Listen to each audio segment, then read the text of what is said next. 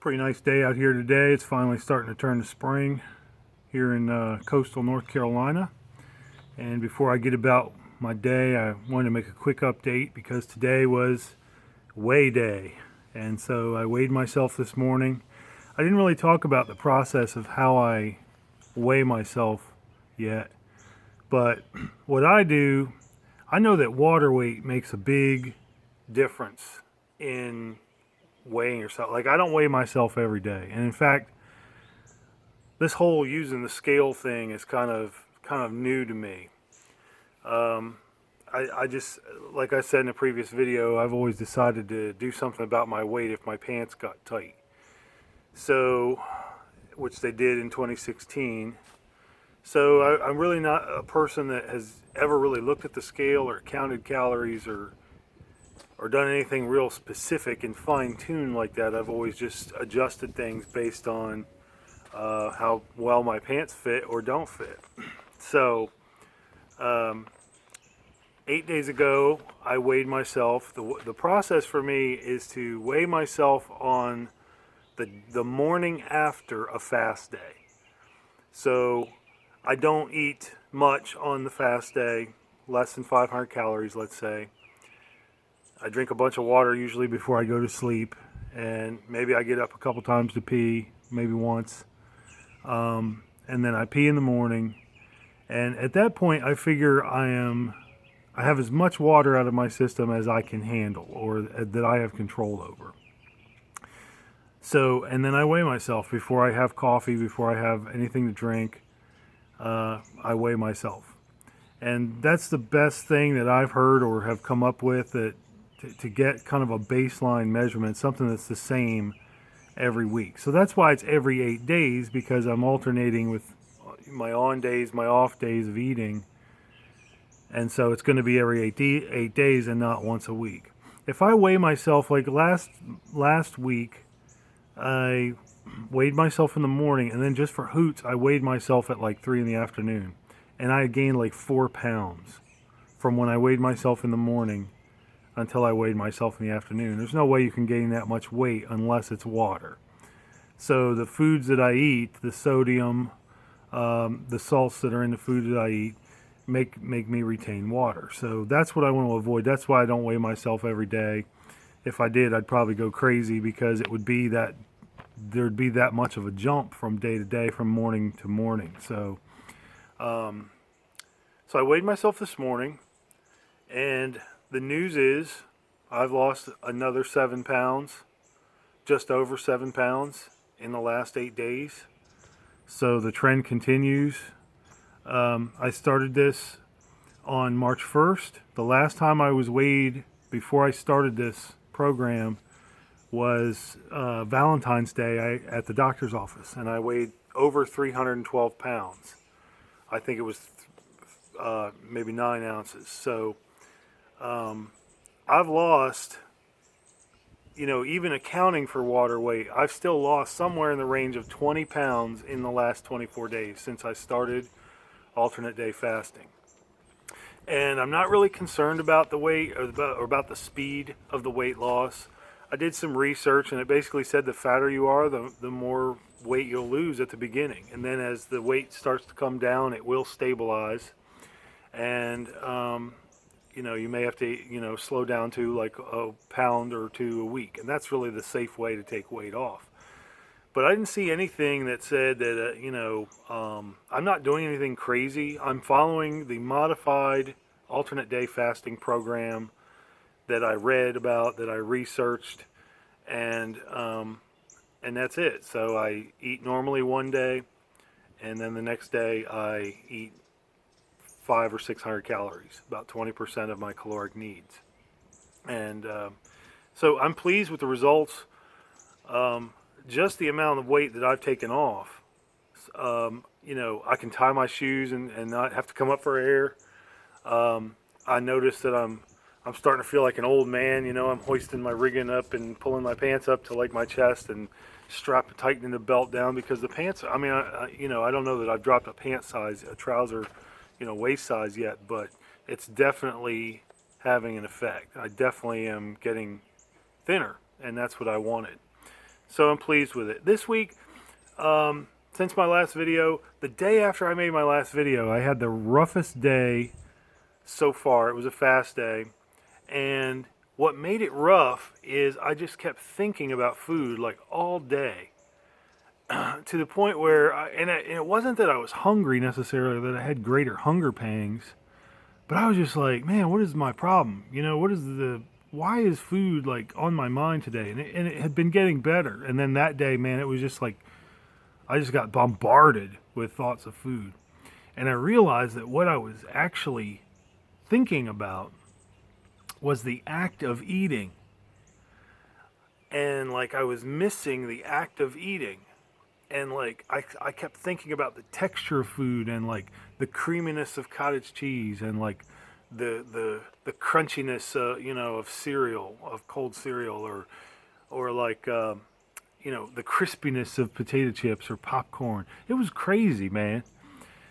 And what I realized, being that my hunger was no different, but yet my mind was so focused on it, is that I'm like, you know what? My pattern here for most of my adult life has been to eat constantly, and to have a almost an addiction to food, in the sense that when I'm bored, I eat. When I'm watching TV, I crave the popcorn, I crave the chips, I crave some kind of snack, and it's like I just develop these habits. Even other appetites. If I'm horny or something, and it's been a while since I've been with my wife, I'll eat more. If if I didn't have enough sleep, I'll eat more. And all these things together, like just trying to eat to improve my mood. And that's what I'm becoming more aware of, and that's something that needs to change. And I'm being patient with myself, because that's not something that changes. A dependence like that, or an unhealthy sort of leaning on something like food or alcohol or drugs or whatever it is, leaning on something like that, if you've done that for years and years, you don't just break that habit in 2 seconds. So, but at least I'm aware of it, and that's what I became aware of, that I was actually just missing. I wasn't hungry, I just was missing food. And my wife tells me I'm a very oral person, wink wink. And it's probably really true, because I enjoy textures, I enjoy, sucking on ice, and things like that. So, and chewing gum, and so that was a rough day, but at least I identified why it was rough. And going forward, I mean, that gives me something when those thoughts come up again, that I can push back on mentally and say, well, no, I'm not really hungry. My body doesn't really need this. My mind just wants it. And so that's a positive thing, even though it was hard at the time. That day was pretty tough. And there was one day this week where it was a fast day. I had a fast day, and then my daughter and I went to church on a Sunday night. And we got home from church around 9 o'clock, and I was thinking, well, when I leave church, I'll eat my 500-calorie meal. But, when I got home, I really wasn't hungry. And so I just made a cup of black decaffeinated coffee and went to bed, and just to see. So I did a 36-hour fast in there instead of a 24-hour. And I had trouble sleeping that night. I really did. I tossed and turned, and I felt like I was watching the clock. And I don't know whether that's because I was fasting, because I wasn't really conscious of hunger, except maybe one time during the night where I just stirred and I was like, man, my stomach's growling. But I think really what I did is I sabotaged myself with an afternoon nap earlier that day. And so if I ever try a longer fast again, if I ever decide to go 38 hours or 48 hours or something in the future, I need to make sure that I don't sleep during the day, even if I, normally would, which Sunday afternoon naps are a thing in our household anyway. But I don't want to do that and sabotage myself, because it's harder to fast, I think, when you're tired. I get energy from fasting, and that's another thing that just seems to be a continuing trend. I get tons of energy from it. In my fast days, I don't think about food normally. and I just keep going. I do cognitive work. I do I feel good mentally in my thought processes. I feel sharp. I feel like I have good acuity, in my thinking. And I have lots of physical energy too. Usually about until like the afternoon. Sometimes in the afternoon I'll kind of slow down. And there again, that could be fasting, or it could just be the natural circadian rhythm of everybody gets tired in the afternoon because you normally you get sleepy or groggy or whatever sometime around 12 hours from when you wake up. And I wake up every day at 5. So, if I get tired between 3:30 and 5:30, that happened even if I wasn't fasting. But so I've noticed good energy, good mental awareness and sharpness, and the only thing I've noticed is that I know that I'm getting into mild ketosis. In other words, when the body starts to switch from using its glycogen stores that are in the liver and the muscles, burning sugar basically, to when it starts to go after the fatty acids, that process of making the ketone bodies. And when I get to that point where I'm in mild ketosis, my face gets flushed even more than usual, and my hands are cold, and they stay cold. I've noticed that, and that's something that hasn't changed. It's not that big a deal to me. It's I know that my body is burning fat at that point, so that's the positive there, and I can deal with some cold hands. I can put some clothes on, warm myself up. 2 changes I made this week. I went back to tracking all the foods I eat with the MyFitnessPal app. The reason I did that is not because I'm concerned about my weight loss or the process, because obviously losing another 7 pounds, having lost 20 pounds in 24 days, I'm not concerned about the weight loss. I'm not concerned about the calories. But just to track what I'm eating, the actual content of what I'm eating, because then I'll show you how that's helped me. One example is, I think in one of my last videos, I mentioned that I had like 5 slices on my feed day. I had 5 slices of Domino's pizza and then like 2 craft beers. So carb, very carb heavy. And what I noticed the next day is that I dealt with intestinal distress. I had some diarrhea, some looseness, some urgency that's normally not there. And then 2 days ago, on a feed day, I was so busy that I just wasn't able to eat the way I really wanted to, and I wasn't able to eat enough. And so about 5:30 or 5 o'clock, I said, you know what, I can't make it till dinner time. I was about 30 minutes from home, out and about. So I pulled into KFC, and I got 3 chicken tenders combo with mashed potatoes, a biscuit, and a chocolate chip cookie, and a Diet Pepsi. I poured the Diet Pepsi out because it's been so long since I had soda that I forgot that Diet Pepsi tastes like gasoline. So I didn't drink that, but I ate all the food. Guess what? The next day, I had intestinal problems. I had just the same thing, just like this distress. Not like I'd overindulged. I didn't feel fullness. I just felt like my body was going, whoa, buddy. You're not going to eat clean and then come up here and throw crap in here, because crap begets crap. You put crap in, you get crap out, and that's what happened in literal terms.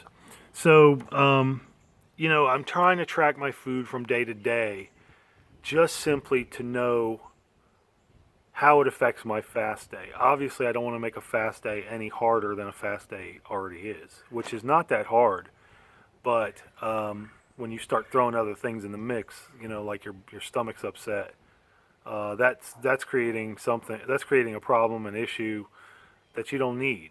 And the same might be true of sleep patterns, my moods. I'm just kind of trying to keep an eye on all this stuff, in relation to the food I eat. So the other change I made this week is I started using I went to Walmart and got a very simple protein supplement. And the reason I did that is just to try to maintain my muscles. So I'm taking, a chocolate powder. It's got 150 calories in it and like 26 grams of protein. Basically taking that every night with my evening meal, or right after I work out, just depending. But my goal isn't to gain muscle here. It's just to not lose what I already have. I don't want to lose. I want to do as much as I can to maintain my muscle. And so that's about it. It's been a good week. I'm going to keep doing what I'm doing here. Upcoming in a few days here, I have a doctor's appointment, and I know I'm going to need to get blood work to check my cholesterol. I've been on Lipitor since I was in my 20s for high cholesterol, and one of the goals that I haven't talked to the doctor about yet is to try to come off statins, try to come off Lipitor. The last time I had my blood work done was August of 2015, and it was fairly good. In fact, I think the only thing that was outside normal range was LDL, bad cholesterol, and that was just a bit high. It's supposed to be, I think, 99, and it was like 123. So, but if I get some good numbers back this next week, I'm going to have that conversation with the doctor about coming off of Lipitor, and especially combined with the alternate day fasting and dropping my weight. Also be interested to see where my blood pressure goes. High blood pressure, my blood pressure's been creeping up, and so I'm paying careful attention there wherever I go to a doctor's appointment, just to see where it's at, because I don't want to be on medication for that either. And on the 28th, it'll have been 4 weeks that I've been on this program, or on this diet program. So probably going to post some pictures. I took some pictures of my fat gut at the outset, and probably going to post some pictures there just to see what it looks like. You lose 20 pounds and it should make some kind of a difference in my physique. So all that to come. But thank you for watching, and thanks for encouragement. I appreciate what I see on YouTube and Facebook and other people that are trying this and just trying to get control. And that's actually what I feel like. I feel like I have greater control over my eating, like I'm eating better, like I'm not a slave of my moods and hunger and the shakiness and all that stuff anymore. So it's good stuff. Hope you have a good week. The sun's out now, so I'm going to call it off here. Have a good one. Bye.